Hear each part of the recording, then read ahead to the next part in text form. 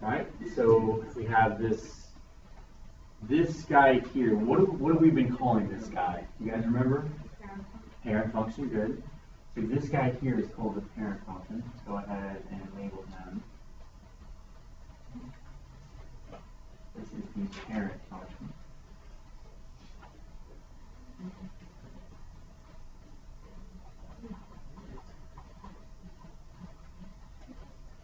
Okay. So when we describe the transformations, we're describing them based on the parent function. This guy basically, in other words, how can this g of x, this function g of x, come from this f of x? And we recall that h is the horizontal translation. So why don't we set g of x into the form that it needs to be so it matches this perfectly? So g of x, if we want to write it as x minus, how could we rewrite this? Let's actually fill in for a. A is understood to be 1 when nothing's written. We can always say there's 1 in front of some value. And then we have x minus. So how can I rewrite x plus 4 as a difference? It's the same expression inside that parentheses. What's another way of saying x plus 4? Does anyone know? I want to say x minus negative 4.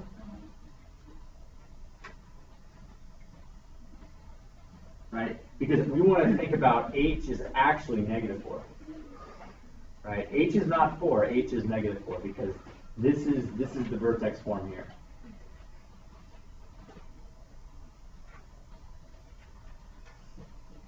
I wonder if we can. No. Okay, and then let's go ahead and complete it. And then we would have, this is squared, of course, and then we have minus 1, so I could write that as plus negative 1. Very good. Plus negative 1.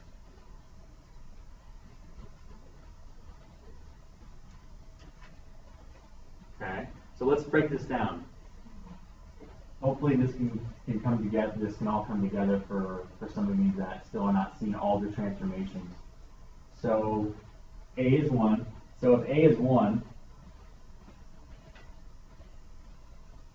well, what can we say about this? A is positive, right? So is there any reflection in the x-axis? No. Right, so a is 1. So if a is 1, there's no reflection. In fact, let's not even say if. For this particular problem, let's actually say that because a is 1, let's just say this. A is 1, so no reflection in x-axis.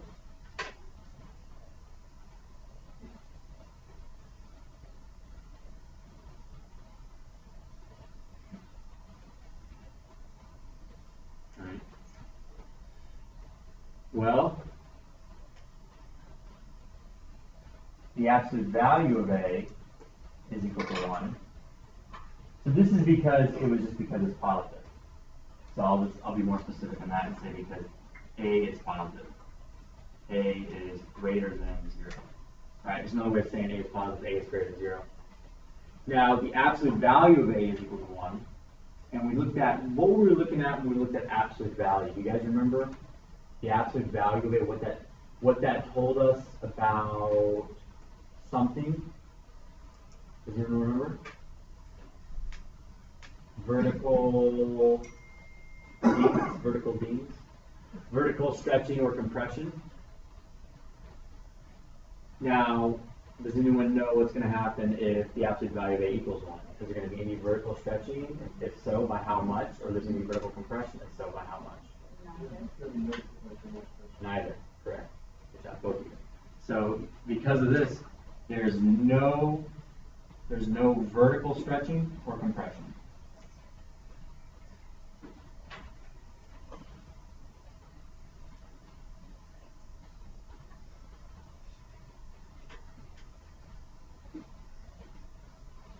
Okay, and so that's taken care of. Now, h is -4.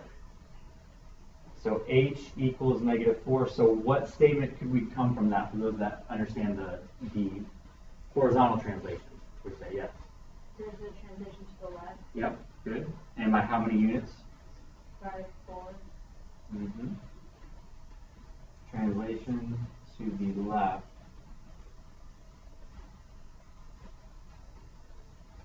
By 4 units.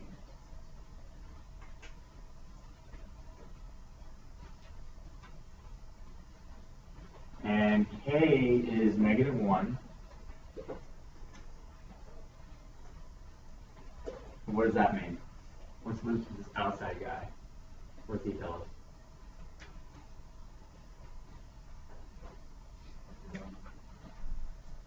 The outside guy is the vertical translation. And is it going to go up or down? Going to go down because it's negative. Good.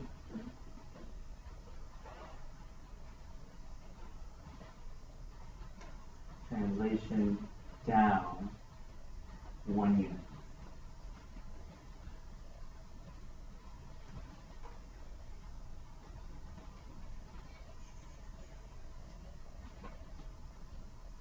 And that would be all the transformations. We took care of the A, we took care of the H, we took care of the K.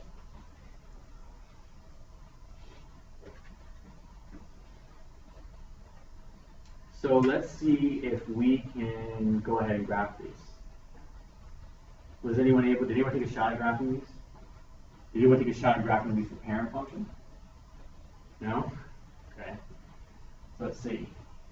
Insert H after, and let's go for a grid.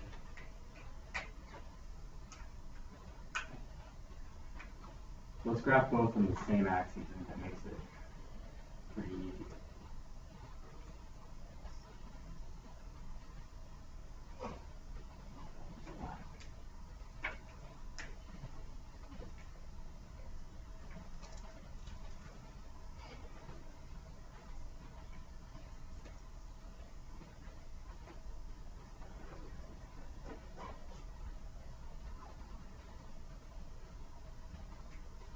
It's actually easier to maybe do it on paper than it is on here sometimes. Definitely, if you guys don't have a straight edge, definitely consider getting like a protractor or even a ruler or even like a side of a credit card or something. A license. So we look at this and we want to graph, let's go ahead and graph the parent function. So the parent function was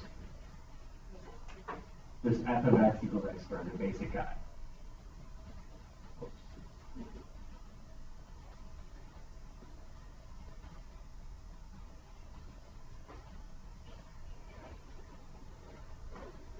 We'll keep that, we'll call this, we'll just have this kind of like f of x. And you know what? The axes are black, we'll go with a different color.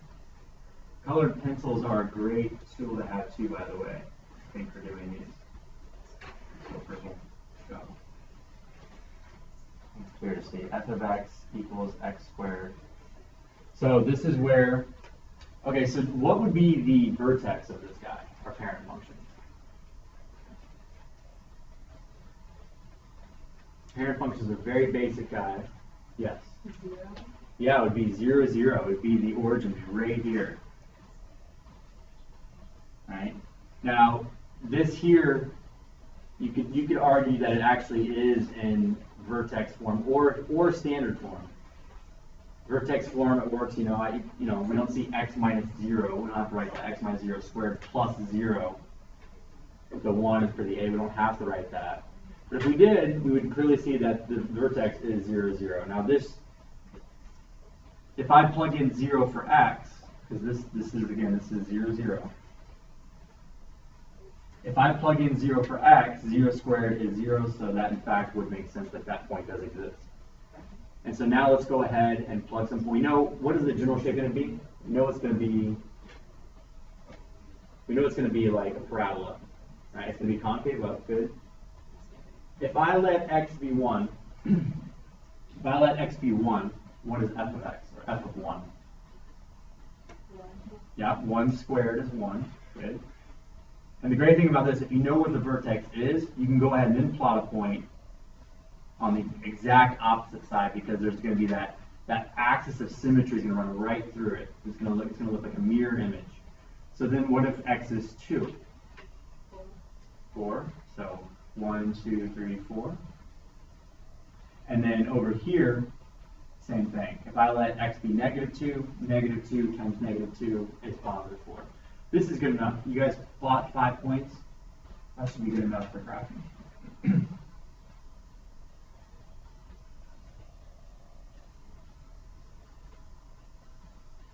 Doesn't have to be perfect. You should look pretty good.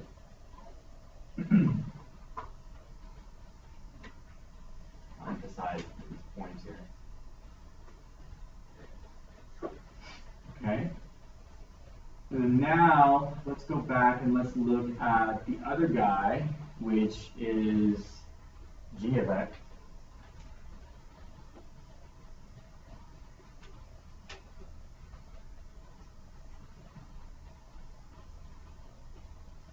And g of x we have as x plus, I'll just actually, I'll write it like this, the way that it looks so that we can clearly see what was what. We had x minus -4 squared plus -1.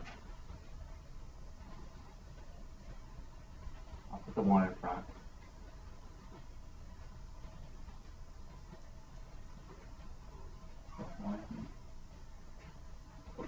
Plus -1.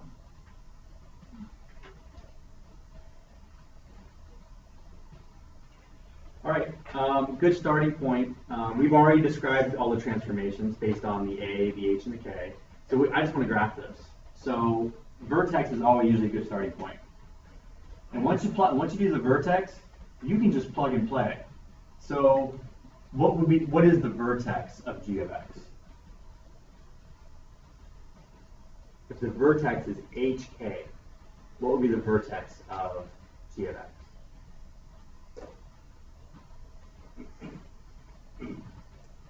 Do we know what h is? Okay. Do we know what k is? All right, so we can go ahead and plot that. So we can plot -4, -1. So -1, 2, 3, 4, -1. And that's our vertex. And there was no reflection about the x-axis, so it's still going to be concave up.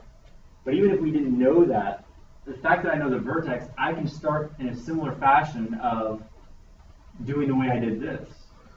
Even if I wasn't sure there was stretching or compression, I could just plug in values. So for example, -1, 2, 3. If x is -3, let's see what we get for the output. So -3 plus 4 is 1, and 1 squared is 1, and 1 times 1 is 1, and 1 plus -1 is 0. Okay? And I know this guy is going to be the same. It should be, let's see. -1, 2, 3, 4, 5. See, -5 plus 4 is -1. -1 squared is +1. +1 times 1 is +1. And then 1 plus -1 is 0. So yeah, just to check it. But if this vertex is correct here, then it should make sense that it's symmetrical on each side. And what do we notice? There's no stretching or compression. But again, there's two ways to do this. I could just say, well, I know that when this guy was 2 over from the vertex, its output was 4 above. So same thing here. 1, 2 over, up 4. 1, 2, 3, 4. And we're going to have that also occur over here. Let's see if I can move this guy out of the way. I don't know why it does that. That's weird. I'll write it right here.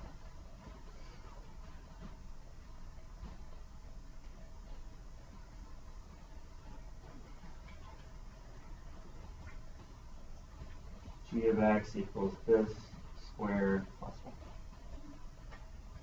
And the other point was the same output, so it's the same line, and it was 2 away from the vertex. And we're here. And then we go ahead and plot it. And I think 5 points is good enough for graphing parabolas.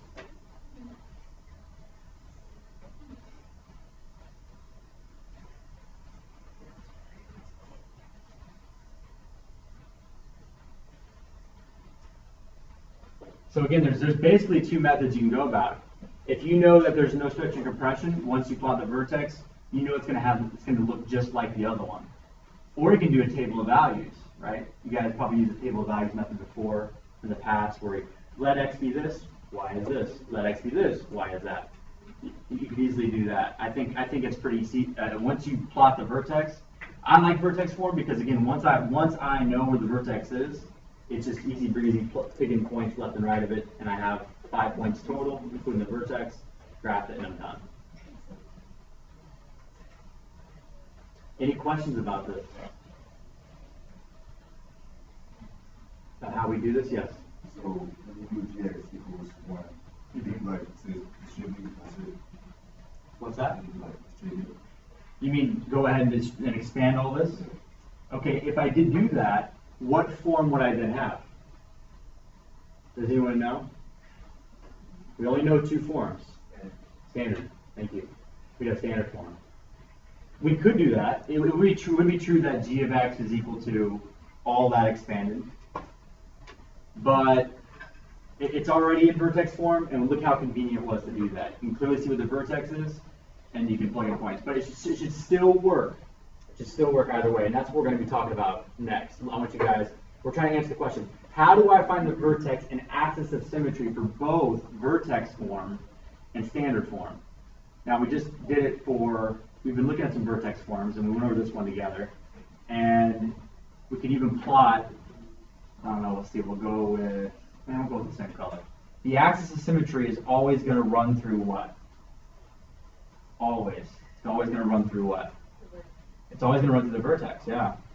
So if you know the x-coordinate of your vertex, which we do, is -4, you would describe this as, how would you describe this guy here? What would the equation of this axis of symmetry be? Does you remember the equations for vertical lines? Vertical lines we have as x equals, and whatever the x-coordinate is, here it's -4. So this would be the axis of symmetry for here.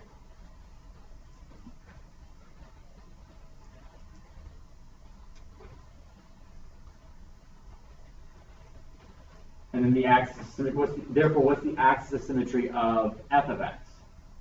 Well, what does axis of symmetry be? X equals 0. Good.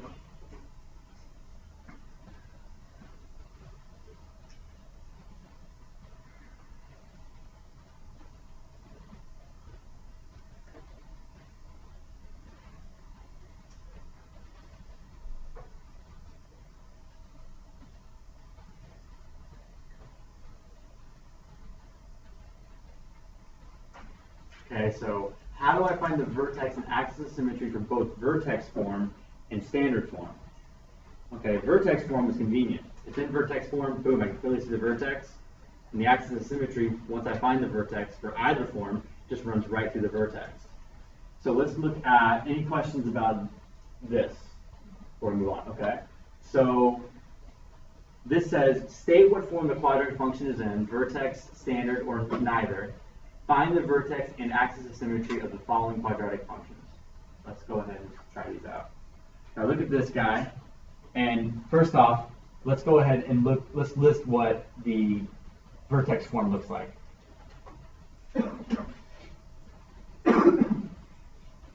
Vertex form is, we say, f of x equals a x minus h squared plus k.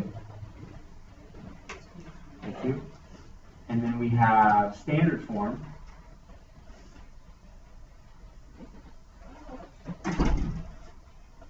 Good morning. You have a pass? No pass? Okay.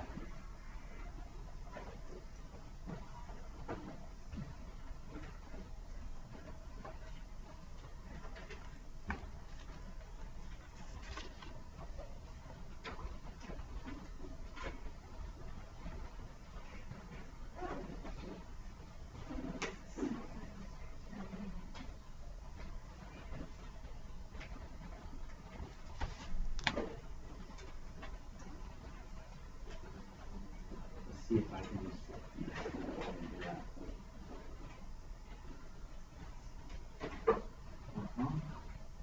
And then standard form, what is that one, guys? It's like the ABC one. AX squared plus EX plus C. Alright, so there's our two forms. So state what form the quadratic function is in. So let's look at this first example here.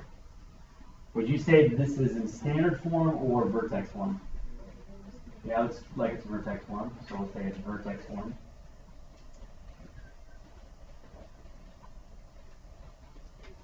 Okay, and find the vertex and axis of symmetry. So what would the vertex of this guy be? Yeah, positive 2, 1. Good. And therefore the axis of symmetry?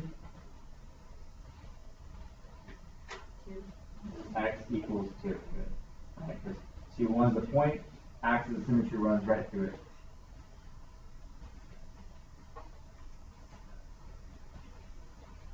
Okay. Go ahead and try with your partner. Try any two of these. Any two of these. See if you can come up with the, say what form it is, and see if you can find the vertex and axis of symmetry. And go ahead and do this, and this will be your exit ticket. You'll hand this to me on your way out. So do any two of these remaining problems on a separate sheet of paper, because you're going to hand it to me when you walk out the door.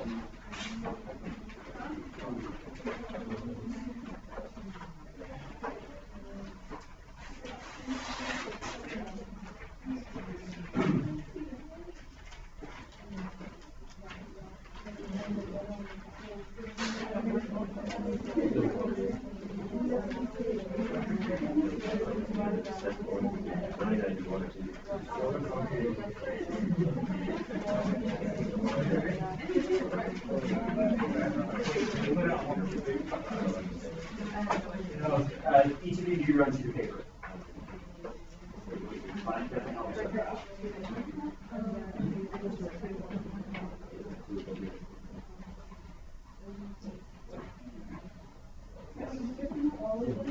No, just pick any two. Any two of those remaining 5.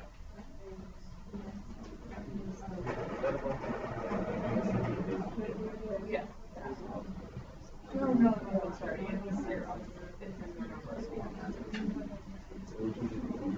Yeah.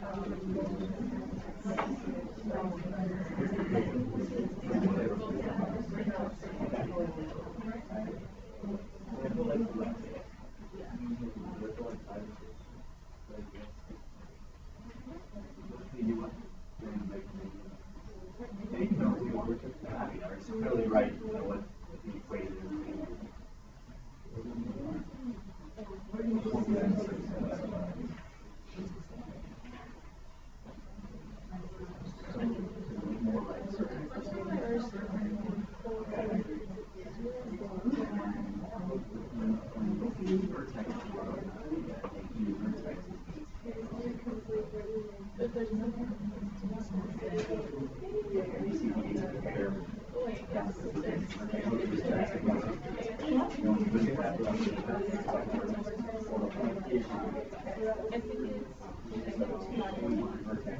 Together.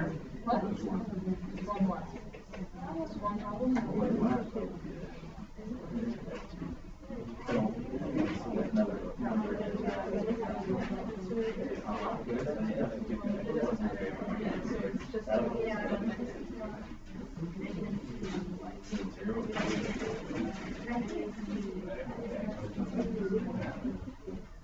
Yeah, so, well, is it negative 2 or is it 2? Because the vertex is 8, not negative. So once it's either to 6, it's already has negative.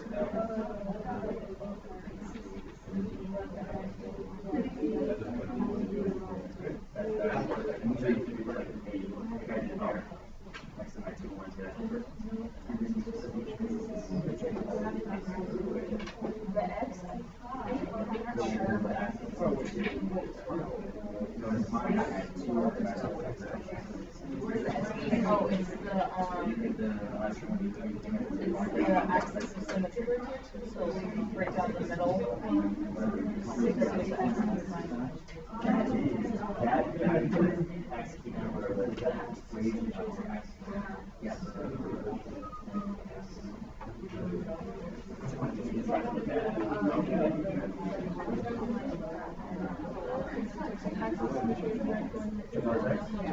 The vertex is HK. That is HK. So what is your H for this guy?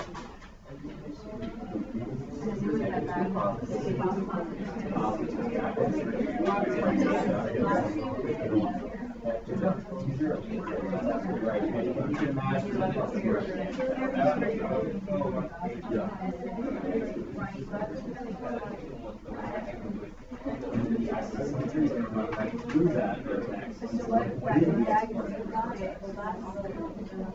Yeah, it's two sides. No, not that. Just the vertex axis.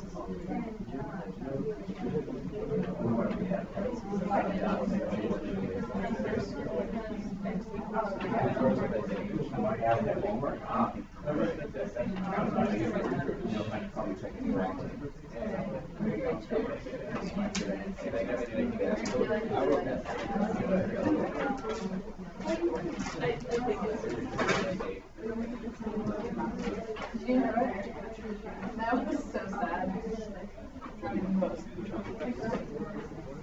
Well, obviously how the vertex form has the x only written once, and then it has something like a 9. But standard form, it's like it's all expanded. It's like there's an x squared and there's an x squared. But that guy, You guys, I don't know what it is. there's only a standard form. There's and there's x.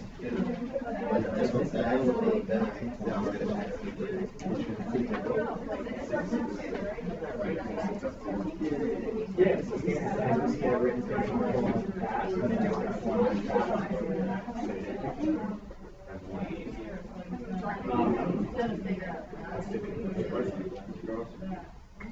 yes, sir.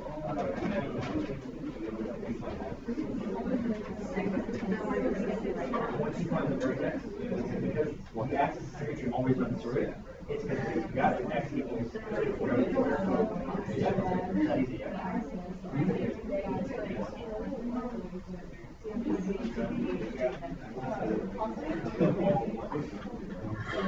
It's an x minus h, and the vertex is hk. So x minus h, so h is 2.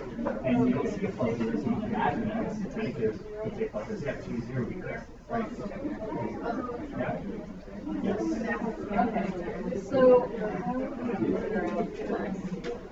It runs through the vertex, so x is greater than 2. so it's only for the vertices? Yeah. Whatever points come. Yeah.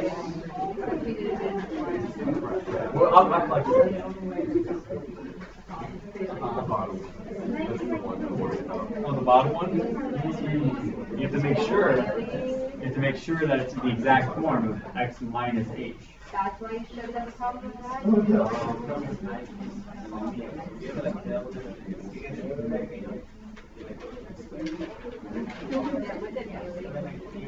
So let's go with the fact that we answered part of the question today. Or hopefully most of you feel like answered the first part. How do I find the vertex axis for vertex form? And then tomorrow we can go over what it is for standard. It's a very simple formula. Very simple formula.